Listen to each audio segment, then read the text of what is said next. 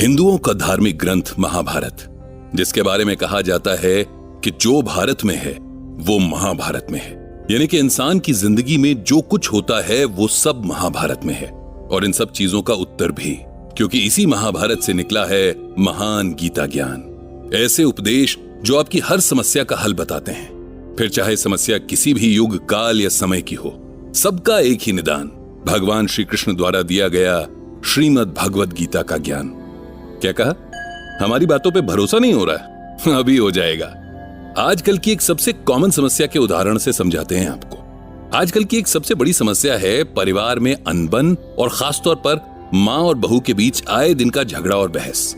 और इस समस्या के बीच में होता है लड़का, जो माँ की तरफ से बोले तो वाइफ गुस्सा, और अगर बीवी की तरफ से बोले तो माँ और रिश्तेदार उसे जोरू का गुलाम साबित करने में लग जाते हैं। है ना सही बात? लेकिन इस समस्या का निदान भगवान श्री कृष्ण ने गीता के उपदेश में दिया है, और बताया कि उस युवक को इस कंडीशन में क्या करना चाहिए।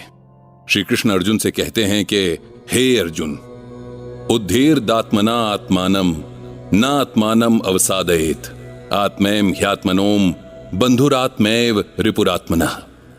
इसी श्लोक में छुपा है हल, जो हम आपको बताएंगे आगे के एपिसोड में, और बताएंगे इन जैसी अनेक समस्याओं, जैसे करियर में दिक्कत, परिवार में टेंशन, दोस्तों से झगड़ा, तनाव, किस कंडीशन में क्या करना चाहिए, जैसी समस्याओं का गीता ज्ञान के माध्यम से समाधान। मैं हूं आरजे पीयूष, लेकर आया हूं कुकू एफएम का ये खास शो जिसका नाम है श्रीमद् भगवद गीता, समस्याओं का समाधान। इस कहानी में एक पंडित जी मुख्य किरदार हैं, जो लोगों को गीता के श्लोकों की मदद से बताते हैं उनकी समस्या का हल। तो चलिए आप भी जान लीजिए भगवान श्री कृष्ण का बताया जीवन का ज्ञान, जिसे समझने के बाद आप जीवन के वास्तविक अर्थ को तो समझेंगे ही, और साथ में पाएंगे जिंदगी से जुड़े कई सवालों के जवाब।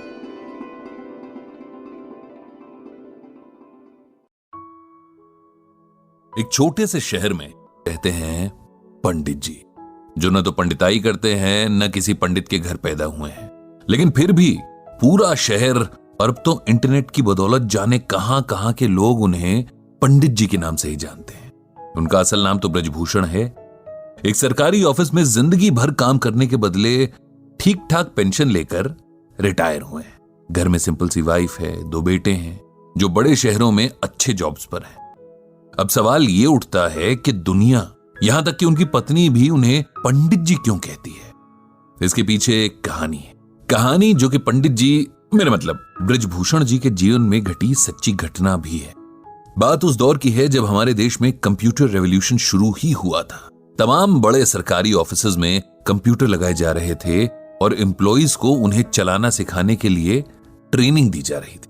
ब्रजभूषण जी हमेशा से पढ़ने और नई चीजें सीखने के बड़े शौकीन थे। उन्होंने न सिर्फ लिटरेचर बल्कि रिलीजियस किताबें भी बड़े इंटरेस्ट से पढ़ी थी। बल्कि उनकी पत्नी के शब्दों में कहें तो रामायण और गीता तो वो घोट कर पी गए थे। अक्सर घर और ऑफिस की महफिलों में बहुत सुंदर शब्दों में रामचरितमानस की चौपाइयां और गीता के श्लोकों की बड़ी सिंपल और इजी एक्सप्लेनेशन देते थे। अब जब कंप्यूटर सीखने की बारी आई तो उन्होंने इसमें भी बड़े इंटरेस्ट के साथ पार्टिसिपेट किया, जबकि उनके साथ के बाकी लोग जाने क्यों बड़े बेमन से कतराते हुए ट्रेनिंग में हिस्सा ले रहे थे। उन्हें ट्रेनिंग देने वाली टीम कहीं बाहर से आई थी। 4 जवान लड़के जो शायद अभी अभी पढ़ाई पूरी करके निकले थे, इन्हें सिखा रहे थे। इस टीम में एक लड़का था जो बहुत कूल और काम नेचर का था। बड़े पेशेंस से इन लोगों को सिखाता था और कभी भी बेवकूफी भरे सवालों पर गुस्सा नहीं होता था। इस लड़के का नाम संदीप था। ब्रजभूषण जी को संदीप बहुत पसंद था। इधर कुछ दिनों से ब्रजभूषण जी देख रहे थे कि संदीप कुछ शांत सा रहने लगा था। उसके चेहरे पर हमेशा रहने वाली मुस्कान जैसे डिम सी पड़ गई थी। अक्सर कहीं खोया सा रहता और एक अजीब सी सैडनेस उसकी आंखों में बनी रहती। अब ब्रजभूषण जी एक्सपीरियंस्ड आदमी थे, जानते थे कि अगर इस एज में डिप्रेशन ने पकड़ लिया तो जिंदगी खराब कर देगा। इसीलिए उन्होंने संदीप से बात करने की सोची और एक दिन उसे डिनर पर घर बुलाया। संदीप आया और खाना खाने के बाद पंडित जी उसे साथ लेकर वॉक पर निकल गए। फिर बातों बातों में उसकी परेशानी का कारण पूछा, जिसे पहले तो वो टालता रहा, लेकिन फिर उसने अपनी परेशानी का रीजन बता ही दिया। दरअसल पिछले 5 सालों से संदीप किसी बड़े कंपेटिटिव एग्जाम की तैयारी कर रहा था और लगातार मेहनत के बाद भी तीसरी बार उसे फेलियर ही मिली थी जिसने उसकी हिम्मत पूरी तरीके से तोड़ दी थी। उसे लगने लगा था कि उसकी जिंदगी के 5 साल बस यूं ही वेस्ट हो गए और अब उसका कोई फ्यूचर नहीं होगा। इतनी मेहनत के बाद मिले फेलियर ने उसे चौथे और आखिरी मौके के लिए भी मायूस कर दिया था। वो अब आगे एग्जाम्स की तैयारी नहीं करना चाह रहा था और कहीं ना कहीं अपनी फेलियर के लिए खुद को ही गिल्टी मान रहा था, यानी दोषी ठहरा रहा था कि शायद उसकी मेहनत में ही कहीं कमी रह गई थी। यह सब सुनकर ब्रजभूषण जी ने तुरंत संदीप को श्रीमद् भागवत गीता का यह श्लोक सुनाया। कर्मण्येवाधिकारस्ते मा फलेषु कदाचन मा कर्म फल हेतुर्भुर्मा ते संगोस्त्व कर्मणि। जानते हो संदीप, इसका मतलब क्या है, मीनिंग क्या है? ये श्लोक भगवत गीता के दूसरे चैप्टर का 47वां श्लोक है। जब अर्जुन रणभूमि पर अपने सगे संबंधी, अपने गुरु, भाई और दोस्तों को देखकर युद्ध छोड़ देना चाहते हैं, तब भगवान उसे गीता का उपदेश देते हैं। और गीता का ये श्लोक तो संपूर्ण गीता की समरी जैसा ही है। इसका अर्थ अगर समझ लें तो जीवन की सारी परेशानियां दूर हो जाएं। संदीप ने पूछा कि आखिर क्या है इस श्लोक का अर्थ और इसमें ऐसा क्या है जो आप इसे हर परेशानी का सलूशन बता रहे हैं? ब्रजभूषण बोले, इसका अर्थ है कि हे अर्जुन, तेरा अधिकार कर्म करने में है, उसके फल में नहीं। तू कर्म के फल के प्रति आसक्त ना हो या कर्म न करने के प्रति प्रेरित ना हो। सिंपल वर्ड्स में कहें तो हम में से हर कोई कुछ भी करने से पहले उस काम के रिजल्ट के बारे में सोचता है। जैसे बच्चे पढ़ाई शुरू करने से पहले फर्स्ट आने की विश करते हैं। बिजनेसमैन दिन की शुरुआत में ही शाम तक मटेरियल पूरी तरीके से यूज हो जाने की विश करता है। इंजीनियर नक्शा बनाने से पहले ही कोई मास्टरपीस बनाने की ख्वाहिश रखता है। हाउसवाइफ सब्जी काटने से पहले ही सोचती है कि आज का खाना खाकर तो उसका परिवार उसकी तारीफ करेगा। हर कोई अपने हर काम से अच्छे फल की उम्मीद करता है, जबकि हमारे हाथ में सिर्फ और सिर्फ अपना काम करना है। उसका रिजल्ट क्या मिलेगा, कैसा मिलेगा, कैसे मिलेगा, इस पर ना तो हमारा कोई कंट्रोल है और ना ही राइट। ये सुनकर संदीप बोला, अगर हम रिजल्ट की इच्छा ही नहीं रखेंगे तो उस काम के लिए मोटिवेशन क्या रह जाएगा? ऐसे तो हम कोई भी काम बस टाइम पास के लिए ही करेंगे, नहीं? ब्रजभूषण जी बोले, नहीं, इसका यह मतलब नहीं कि हम अपने काम में इंटरेस्ट ना लें या अपने एफर्ट्स में कमी करें। इसका मतलब यह है कि हम ये समझ लें कि हमारे कंट्रोल में सिर्फ हमारा काम है। उदाहरण के लिए, एक बच्चे का काम पूरे साल भर अच्छे से पढ़ाई करना है, लेकिन परीक्षा का रिजल्ट और भी कई बातों पर डिपेंड करता है, जैसे कई बार कॉपी चेक करने वाले के मूड पर भी। ऐसे में यदि नंबर उस बच्चे की एक्सपेक्टेशन से कम आ जाते हैं तो उसे ना तो अपनी एबिलिटी पर शक करना है, न ही आगे मेहनत करने में कोताही करनी है। हमें हर हाल में अपना बेस्ट देना है। उसके बाद क्या होता है ये ईश्वर पर छोड़ देना है। किसान जब खेत में बीज बोता है, रात रात जागकर फसल को पानी देता है, तब वो अपना काम कर रहा है। लेकिन अगर सूखा पड़ जाए या उसकी फसल को कोई बीमारी लग जाए, तब किसान को अपने आप को इसकी वजह नहीं समझना चाहिए, क्योंकि ये बात उसके कंट्रोल में नहीं थी। जीवन में बहुत कुछ ऐसा है जिस पर हमारा कोई वश नहीं है, लेकिन खुद पर और अपने कर्म पर हमारा पूरा वश है। इसीलिए उसमें कमी नहीं रहनी चाहिए। जब हम इस बात को समझ लेंगे तो जीवन की छोटी बड़ी बातों में हौसला नहीं हारेंगे, खुद पर विश्वास रखेंगे और हमेशा अपना सर्वश्रेष्ठ देने के लिए तैयार रहेंगे। ब्रजभूषण जी की बातों ने संदीप पर जादू जैसा असर किया। उसने मन ही मन एक बार फिर पूरा जोर लगाकर परीक्षा की तैयारी करने का फैसला कर लिया था। कुछ दिन बाद जब ब्रजभूषण जी के ऑफिस में कंप्यूटर ट्रेनिंग पूरी हुई और सिखाने वाली टीम को विदा किया जा रहा था, तब संदीप ने सबको इकट्ठा किया और कहा, हम सबको हमेशा कुछ न कुछ सीखने के लिए तैयार रहना चाहिए। टीचर कहीं भी किसी भी रूप में मिल सकते हैं और हो सकता है कोई ऐसा टीचर मिल जाए जो लाइफ के लिए आपका एटीट्यूड ही बदल दे। मुझे भी यहां एक गुरु मिले जिन्हें जीवन का बहुत एक्सपीरियंस है और इस अनुभव को बांटना भी आता है। ये गुरु हैं ब्रजभूषण जी, जिन्हें मैं आज से पंडित जी कहकर पुकारूंगा, क्योंकि पंडित का अर्थ होता है ज्ञानी, ज्ञान देने वाला। साथ ही गुरु दक्षिणा में मैंने उनके लिए एक ब्लॉग तैयार किया है जिसका नाम रखा है गीता ज्ञान। इस ब्लॉग से पंडित जी गीता के जरिए लोगों को उनकी परेशानियों में राह दिखा सकते हैं, उन्हें उम्मीद देकर नए ढंग से जीना सिखा सकते हैं। इस तरह उस दिन से ब्रजभूषण जी का नाम पंडित जी पड़ गया और उनका गीता ज्ञान ब्लॉग एक जरिया बन गया जहां लोग अपनी परेशानियां पंडित जी को लिखकर गीता के जरिए उनका सलूशन पा सकते थे। और ये गीता ज्ञान आप सुन रहे हैं कुकू एफएम पर।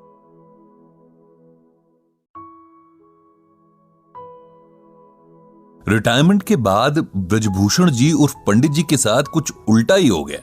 जहां लोग आमतौर पर रिटायरमेंट के बाद समय काटने के लिए वो सारे काम करने लगते हैं जिनसे जिंदगी भर वो बचते रहे थे, जैसे कि सुबह शाम घूमने जाना, आस पड़ोस में दोस्त बनाना, पौधों में पानी डालना वगैरह वगैरह। लेकिन पंडित जी का हाल कुछ उल्टा ही था। उनके पास उनका गीता ज्ञान का ब्लॉग था जिसके जरिए उन्होंने जाने कितने लोगों से दोस्ती कर ली थी। उनकी कंप्यूटर स्क्रीन की एक छोटी सी खिड़की थी जिससे वे सारी दुनिया को देख सकते थे, अपनी बातें कह सकते थे, दूसरों की सुन सकते थे।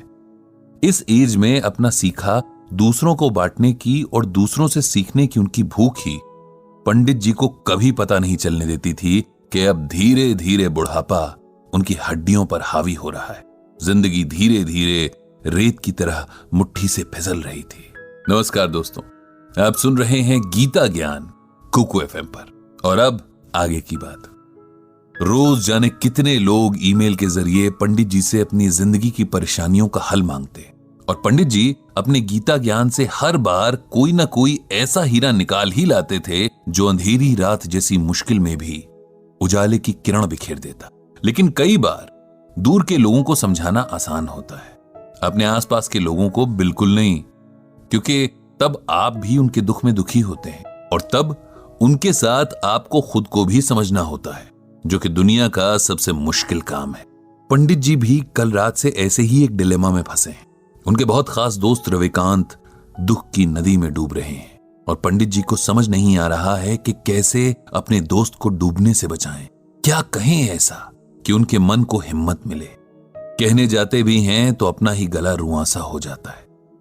रह रह कर बस पुराने वक्त की यादें आंखों के आगे आ जाती हैं, यादें जिनमें वे खुद हैं, उनकी पत्नी है रविकांत हैं और रविकांत की पत्नी रश्मि है, जो कल अचानक से उनके दोस्त को अलविदा कहकर अनंत की यात्रा पर निकल गई हैं और पीछे छोड़ गई हैं उनके दोस्त को, जिसके बारे में तमाम मित्र मंडली मजाक बनाती थी कि वो तो किसी के सपने में भी बिना रश्मि के नहीं जाता।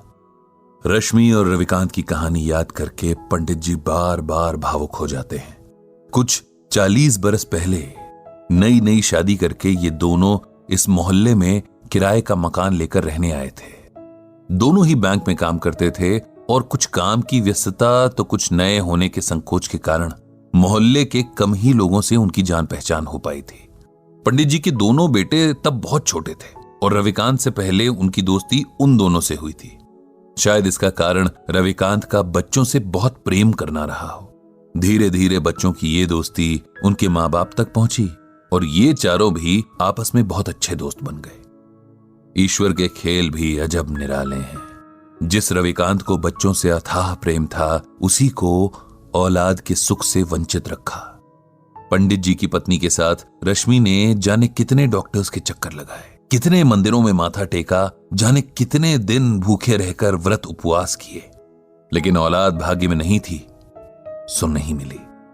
रविकांत ने कभी भी रश्मि के आगे ये जाहिर नहीं होने दिया कि संतान ना होने का उन्हें कोई दुख है, बल्कि वे तो रश्मि को समझाते रहते कि उसे सच को स्वीकार कर लेना चाहिए और एक कमी के पीछे जीवन की बाकी खुशियों को नजरअंदाज नहीं करना चाहिए। हालांकि रश्मि को यह मलाल सदा रहा कि वो मां नहीं बन सकी और वो हमेशा अपनी ममता पंडित जी के दोनों बेटों पर लुटाती रही। समय के साथ दोनों परिवारों की दोस्ती और मजबूत होती गई और हर सुख दुख एक दूसरे के सहारे आराम से निभता रहा। उन दोनों में अलग तरह का प्रेम और समर्पण भाव था।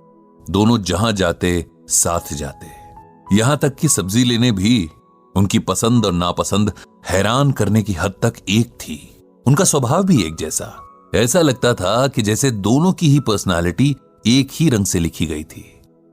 उनके मन एक ही सांचे में ढाले गए थे। एक दूजे के बिना उन दोनों की कल्पना भी नहीं हो सकती थी और आज वही जोड़ा टूट गया था। जो अकेला छूट गया था, उसके बाकी बचे जीवन की कल्पना भी अब मन में सिहरन पैदा कर रही थी।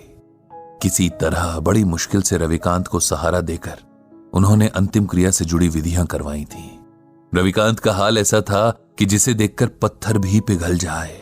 उसका विलाप, उसके आंसू देखकर तो मौत के देवता की आंखें भी भर आई होंगी। कभी मजाक में शायद रश्मि ने रविकांत से कहा होगा कि अंत समय में उन्हें गंगा किनारे जलाया जाए और उनकी अस्थियां मां गंगा की गोद में बहाई जाएं। सो उनकी इसी इच्छा का सम्मान करते हुए रविकांत ने पंडित जी से रश्मि को हरिद्वार ले जाने की बात कही और इंतजाम करने का अनुरोध किया। हरिद्वार के पूरे रास्ते जैसे रविकांत बेसुध थे। उन्हें देखकर ऐसा लग रहा था कि मानो ये दुख में डूब जाना चाहते हैं। न उनके उबरने की शक्ति बची थी और न ही इच्छा। रविकांत को कुछ होश नहीं था कि कब लोगों ने जबरदस्ती उनसे अंतिम क्रिया की रस्में करवाई और कब उन्होंने किसी और के सहारे से खड़े होकर रश्मि को अंतिम विदा देकर अग्नि के हवाले कर दिया। उनकी नजरों के सामने बस राख थी, ठंडी और बेजान। इधर अंतिम संस्कार के साथ आए लोगों के लिए पंडित जी ने नाश्ते का इंतजाम करवा दिया था। सब उधर बिजी थे और रविकांत अकेले एक बेंच पर बैठे जाने दुख के कितने गहरे समंदर में डूबे जा रहे थे। दूर खड़े पंडित जी ये सब देख रहे थे। उन्होंने तय किया कि उन्हें रविकांत को इस सदमे से बाहर लाना ही होगा, उन्हें सच को स्वीकार करने का हौसला देना ही होगा, क्योंकि अगर यह अभी न हुआ तो कभी नहीं हो सकेगा। रविकांत के पास जाकर उन्होंने धीरे से उसके कंधे पर हाथ रखा और ऊंची आवाज में भगवद गीता का ये श्लोक पढ़ा। नैनम छिंदन्ति शस्त्राणि नैनम दहति पावकः न चैनम क्लेदयन्त्यापो न शोष्यति मारुतः। जानते हो रविकांत, इस श्लोक का अर्थ क्या है? श्लोक का अर्थ है, आत्मा को न औजार काट सकते हैं, न आग उसे जला सकती है, न पानी उसे भिगो सकता है, न हवा उसे सुखा सकती है। आत्मा अजर और अमर है। यह श्लोक श्रीमद् भागवत के दूसरे अध्याय में है, उसी गीता में जो स्वयं भगवान श्री कृष्ण के श्रीमुख से अमृत बनकर बरसी और जिसकी ज्ञान गंगा में भीगने वाला हर मन मोक्ष पा लेता है। रविकांत का ध्यान आज सुनी हुई सारी बातों में बस इसी बात ने थोड़ा सा उसकी ओर खींचा। उन्होंने पंडित जी से पूछा कि उनके सुनाए श्लोक का यहां क्या मतलब है, क्या संबंध है? क्योंकि तुम शरीर और आत्मा का फर्क भूल रहे हो मेरे दोस्त।